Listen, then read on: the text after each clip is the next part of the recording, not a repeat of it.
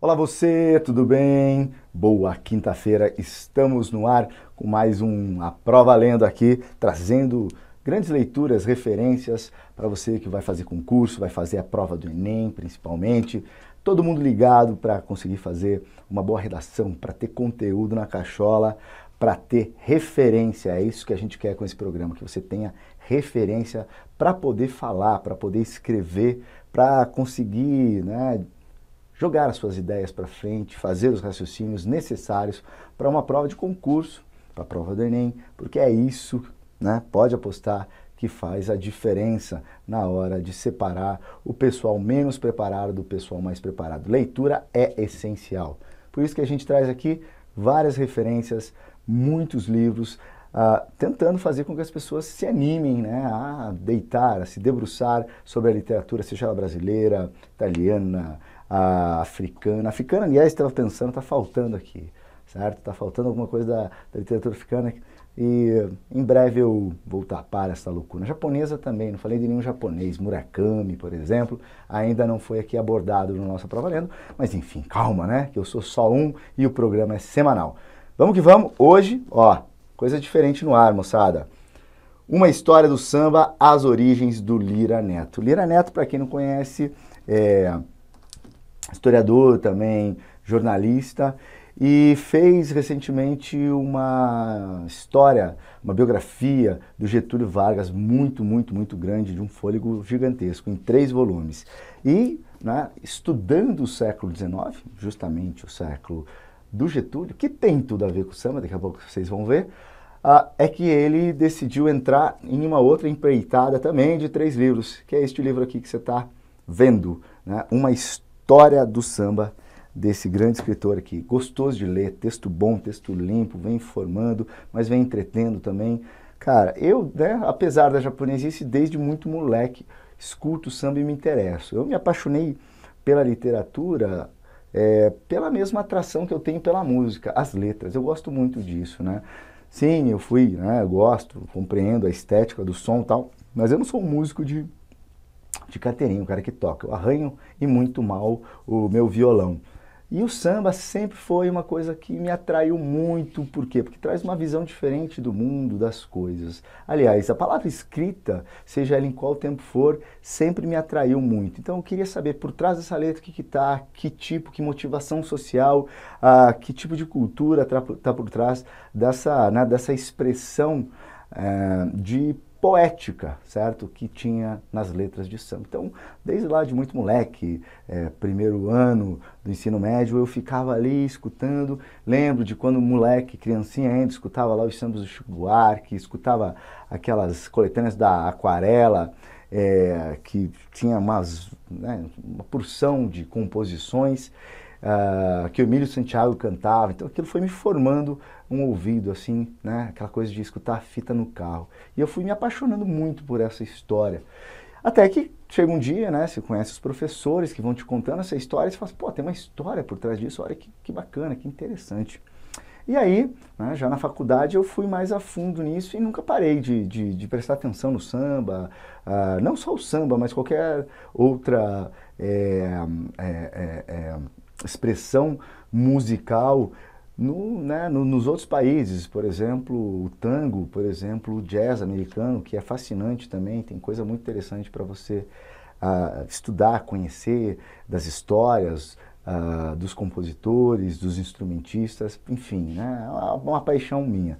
E aí calhou de aparecer isso aqui. Eu estou preparando também algumas aulas e apresentações sobre a história do samba, porque este ano faz 100 anos, esse gênero, certo? 100 anos de quando? 100 anos da gravação de um samba chamado Pelo Telefone, do Donga. E aí a história é mais embaixo, Diz e conta aqui o próprio Lira Neto que na verdade, os sambas naquela época, aqui a gente está falando de 1917, eles eram feitos numa expressão popular e com uma oralidade que ia passando de bairro para bairro, de quintal para quintal, e as pessoas iam pegando o samba, como diz o senhor na célebre frase, samba é que nem passarinho, é de quem pegar primeiro. né? O senhor que foi acusado de ter roubado muitos sambas. Senhor que é um grande nome do samba, o rei do samba ali nos anos 20 e 30, né?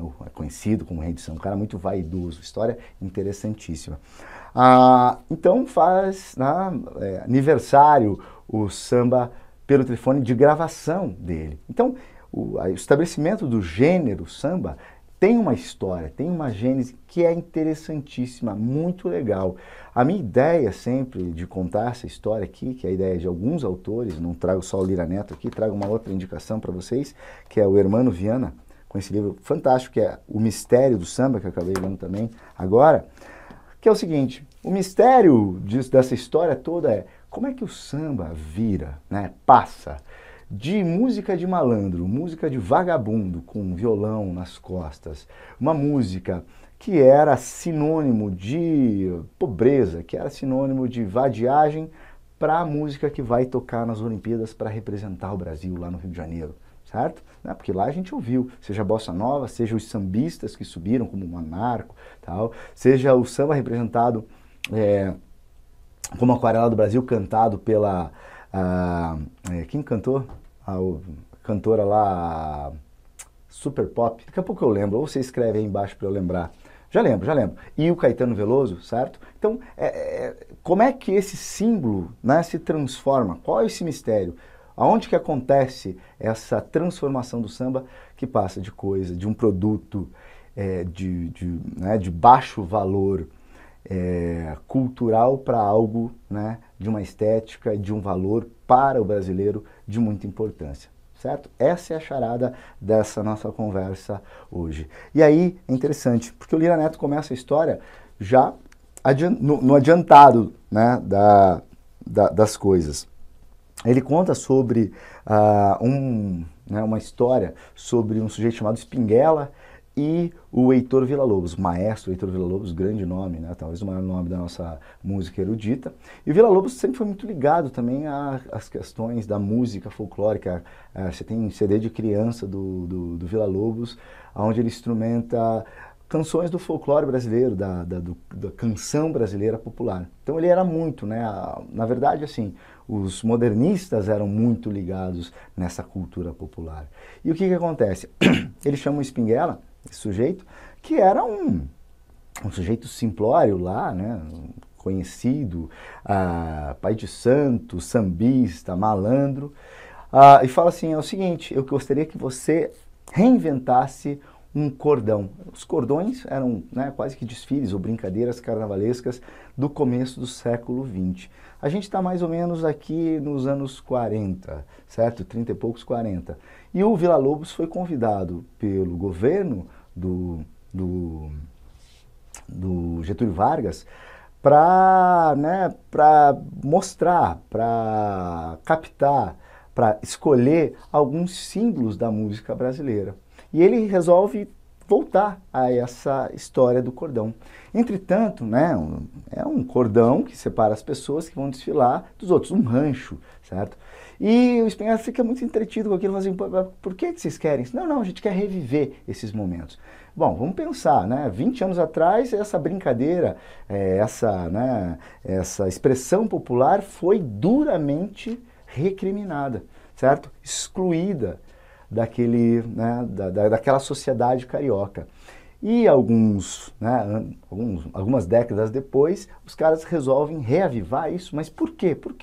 Porque agora, né, dentro de um governo nacionalista, dentro de um governo que busca uma identidade para o Brasil, um governo populista, a gente vai ter essa atração pelo que é genuinamente brasileiro. Então a gente vai ver algumas marcas que o governo, né, do Getúlio Vargas, o Estado Novo dele e a ditadura varguista vai trazer o samba, né, o homem moreno, o mulato, certo? E a feijoada, símbolos da nacionalidade.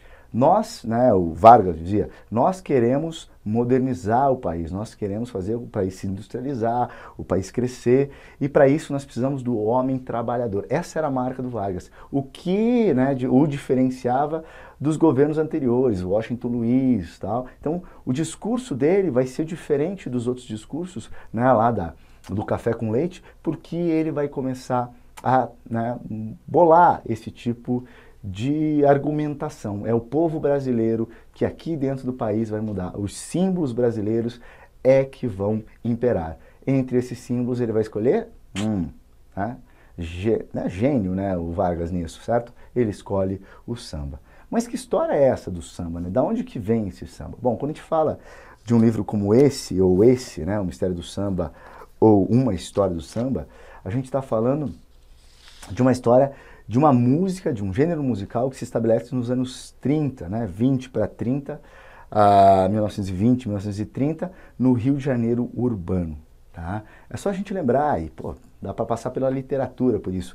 Romances como Cortiço, onde você tinha o centro urbano do Rio de Janeiro, com formações entre pessoas pobres, pessoas ricas, os negros ali, as pessoas que tramitavam pelo poder, pelo governo, todas estavam ali. Então, senador indo visitar Pai de Santo, senador como o Pinheiro Machado recebendo sambistas, né? João Pernambuco tocava um pandeiraço, assim, né? O Pinheiro Machado, senador importante da República, vai, né, convidá-lo para escutar os sambas dele em casa. Né? E interessante que tem uma história que o João Pernambuco tem o pandeiro confiscado e depois o Pinheiro Machado dá um pandeiro novo de presente para ele, com assinatura e tudo. O senador Pinheiro Machado dá. Então, para a gente notar as questões das contradições sociais daquele Rio de Janeiro. Claro, o Rio de Janeiro, antes do samba se tornar esse gênero, né, acolhido pelo governo, ele vai ser uma coisa rechaçada nas casas. Basta ver que no começo dessa história toda, na virada do século XX, do 19 para o 20, a gente tem, por exemplo, a pequena África, como era chamada, né, os redutos dos negros que vinham da Bahia. Vamos lembrar que o Rio é a nossa capital e vem gente de tudo que é lugar, né? Minas, Bahia, todo mundo com o fim da escravidão começa a se movimentar por esse paizão. E no Rio de Janeiro, né, como diz o Caetano, é onde o Rio é mais baiano, foi surgindo, né, essas batucadas, essas danças muito envolventes que envolviam os negros, mas que também conquistavam os brancos, né, que estavam ali, né, passeando, vendo tudo aquilo acontecer. E essa mistura, né, que é um caldo muito mais complexo do que uma história homogênea, esse caldo de coisas, de experiências, de cantos, né, de tias, as tias baianas, aquelas que a gente vê até hoje sendo homenageadas como a ala das baianas, por exemplo, a tia Ciata. Essas mulheres faziam as suas guloseimas, os seus doces em casa e recebiam esse pessoal. Elas eram quase uma instituição, assim, que davam as bênçãos, que cuidavam daquelas pessoas, que organizavam o negócio ali. E essas umbigadas, essas danças vão rolando ali. Né? Junto com isso, a gente tem lundu, a gente tem modinha, coisas que vêm da França, tudo. E tudo isso vai se misturando. Até que no quintal dessas casas, dessas tias, por exemplo, da tia Ciata, vai surgindo alguma coisa que é parecida com, né, a gênese do samba. Ou essa melodia, essas batidas, tá? Que, né, segundo os entendidos aqui, pelo telefone lá nem é muito um samba, é já um machixe ainda. Tá? Mas enfim, a ideia de se moldar alguma canção, de se gravar uma canção e disso se tornar um fenômeno popular que vai ser cantado no carnaval em fevereiro, começa por ali, aí sim. E aí a gente vai conhecendo, as pessoas vai conhecendo tudo isso, toda essa história. Sabe que o carnaval no Rio, o pessoal que está no Rio aí, se eu estiver mentindo, por favor, me corrijam, ou se estiver errado, por favor, me corrijam, é na Praça 11, até hoje tem uma grande concentração de blocos que saem por lá, mas o carnaval também, né, tem um certo apego a esse lugar, porque ali também é um dos lugares onde o samba vai emergir. Porque, né, o pessoal do morro se encontrava com as pessoas ali e começam os primeiros blocos nessa famosa Praça 11, porque ali era perto da casa da tia Ciata. E o pessoal desfilava por ali e passava perto da casa dela para dar um alô, né, para pedir a sua bênção. Portanto, esse Rio de Janeiro do começo do século XX é uma coisa muito interessante da gente estudar. Bom, vamos lembrar então, aquele centro está lá, né, cheio de gente, cheio de mistura, e de repente o Pereira Passos resolve fazer uma higienização. Pereira Passos, prefeito do Rio de Janeiro, né, o sujeito foi estudar em Sorbonne, na França, e volta com as ideias parisienses na cabeça para aplicar no Rio de Janeiro. Bom, resolve abrir, né, largas avenidas e tal, e expulsar daquele centro todo mundo que não é muito desejado ali, por exemplo, os cortiços, a exemplo daquele Romance Cortiço da Luiz de Azevedo. Esse pessoal que não tem para onde ir, né, são 15 mil, né, prédios que vão abaixo, vão começando ou a subir, né, os morros, ou indo para uma marginal mais distante desse centro da cidade, que são a formação dos subúrbios, né, subúrbios que vão ser muito bem desenhados, muito bem falados, né, e contados pelo nosso grande Lima Barreto. Massa, que a gente já falou, já tem programa aí sobre Clara dos Anjos. É legal essa história, gente. Né? Então, subúrbios e aquele centro. Mas ainda continua aquela mistura, continua os pessoal, aí a formação das favelas, né? Os morros da Mangueira, ali perto, Oswaldo Cruz, onde vai se formar a Portela, e tudo vai ganhando corpo, o pessoal começa a querer e a gostar dos desfiles, das competições, né? Entre essas agremiações que vão se formando, fazendo os sambas. A gente vai ter o surgimento de figuras como Cartola, o Senhor, que eu já falei, mas principalmente ali, Noel Rosa, nas origens do samba. Noel Rosa, um grande cronista da vida urbana carioca que vai se formando naquele momento, certo? E claro, o samba vai ter outras grandes histórias, mas aí a gente espera para sair o quê? Esse volume 2, né, do Lira Neto, que com certeza quando sair eu leio e venho contar para vocês. Essa história vai terminar quando justamente nos anos 30 o Getúlio Vargas, presidente, vai acolher o samba, vai oficializar o carnaval, a festa ali de fevereiro, vai oficializar e vai começar a dar toques mais oficialescos para isso. Então aquele encontro entre o Heitor Villa-Lobos, né, e o Spinghella do começo do livro, ganha sentido. Por quê? Porque a gente vai ver que esse homem, que inclusive, né, o Villa-Lobos tinha permissão do DIP, né, o grande braço do Getúlio Vargas, a secretaria, o ministério que controlava toda a propaganda, e você sabe, né, que qualquer governo nacionalista, ditatorial, populista gosta, né, e depende de uma boa propaganda. Então, o Getúlio vai investir muito nessa propaganda, muito nesse símbolo nacional. Então, esse outro livrinho aqui vai ficar, né, mais concentrado nesse problema, no mistério do samba. Como é que o Getúlio faz, né, e como é que o samba que vai surgindo ali, que vai surgindo junto com as rádios. A rádio é outra coisa interessante. Antes a gente tinha os bolachões, o cara gravava lá, né? A diferença das gravações também. Então, o rádio vai espalhar essa música por todo o país, né? As músicas que antes vinham com aquela mistura entre uma música regional nordestina, como, né, o choro, o Pixinguinha no começo, lá com seus 8 batutas, tocava ainda alguma coisa mais regional, alguma coisa que lembra o Nordeste e tal, e depois essa música vai se encorpar a essa tradição mais carioca, mais baiana, essa mistura que no Rio de Janeiro, bum, vai se formar. Então tem muito aquela coisa, não, mas o samba é baiano também. O samba é de todo mundo, mas todo mundo que se formou e que vai se juntar ali naquele Rio de Janeiro, segundo esses autores, né? Essa mistura vai surgir num lugar, e esse lugar é o Rio de Janeiro, porque é ali também que estão os estúdios para as pessoas gravarem, é ali que a rádio vai começar a florescer e vai ganhar corpo. Por quê? Porque precisa de divulgação para ser uma música popular. Então essa vai ser a gênese, né, desse gênero tão hoje festejado no Brasil, que vai ganhar, né, a sofisticação da Bossa Nova depois. Bossa Nova que vai ser o gênero escolhido para nos representar como arte, né, como cultura de, né, elite para fora, para ser exportado. Mas isso é outra história. Ficamos com esse Spinghella, com esse Heitor Villa-Lobos se encontrando, e o Villa-Lobos vai pedir esse bloco. Mais um bloco, né, mais para inglês ver. Por quê? Porque os blocos das antigas, os caras quebravam o pau, tinha navalhada, gente saía machucada, assassinato, malandragem pura.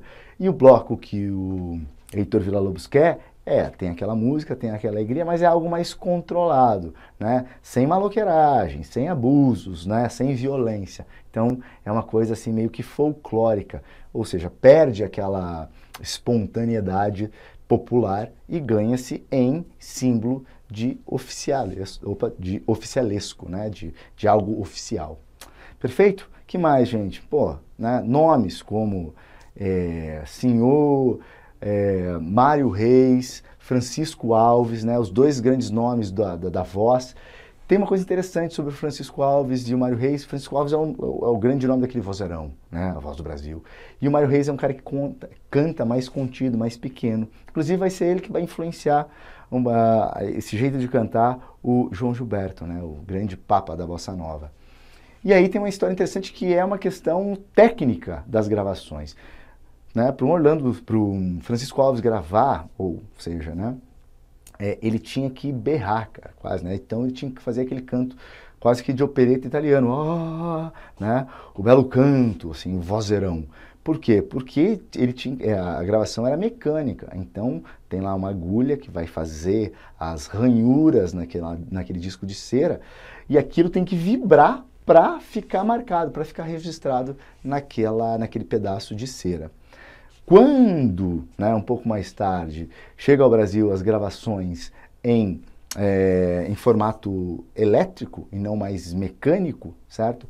E isso começa a melhorar. E aí sim fica mais fácil de se gravar o próprio samba. Porque antes não entrava em estúdio aquela galera com instrumento de percussão. Por quê? Pô, o cara começa a bater aquele troço, a agulha lá vai ficar bem louca e vai virar uma zona. Não tem como gravar aquilo, vai ficar uma porcaria, certo?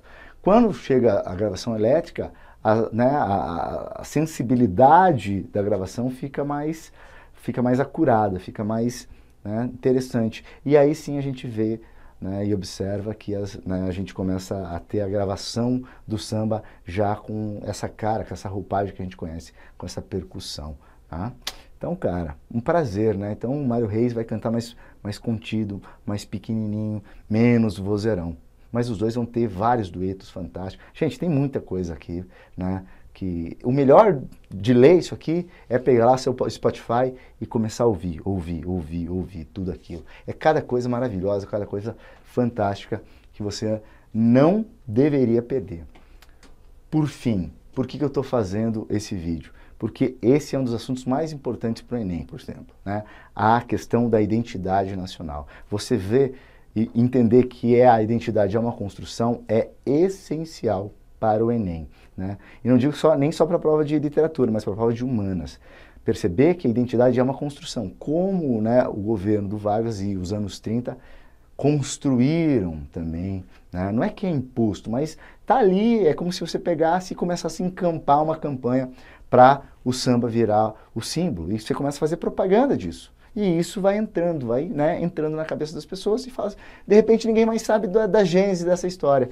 E o mistério disso tudo é isso, né? É uma vontade política, é uma música que está lá, que representa realmente muitos dos brasileiros, mas a partir daquele momento ele vai, né, ser consagrado como gênero brasileiro. E não mais carioca e urbano, mas o gênero brasileiro, certo? Essa é um pouco da história do samba com os seus sambistas. Escute o samba, escute tudo isso que vem, né? Por quê? Porque lá a gente tem uma grande percepção de tudo, né? Uma percepção popular das coisas, do mundo, né?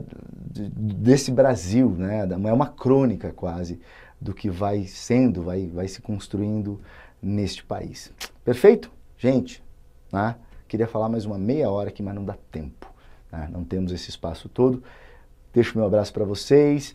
Por favor, chega lá, nos adiciona no YouTube e tamo junto. Quinta-feira que vem tem mais A Prova Valendo. Valeu, fui. Tchau, tchau.